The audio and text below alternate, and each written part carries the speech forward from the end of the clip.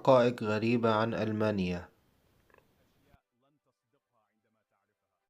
أول حاجة خلتني أستغرب في ألمانيا النصب.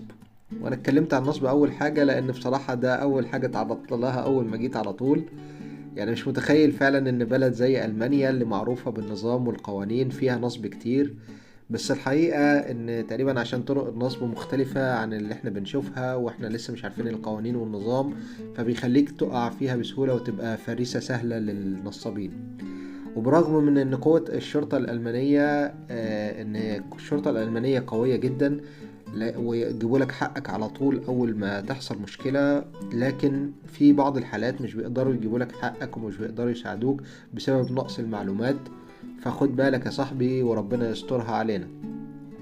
لو تحبين اعمل لكم فيديو مخصوص عن طرق النصب اللي ممكن تتعرض لها في ألمانيا اكتبولي في التعليقات. تقدر تشوف الفيديو كامل دلوقتي على القناة، واتأكد ان انت متابعني عشان ننقل احتفالات رأس السنة من برلين مع بعض.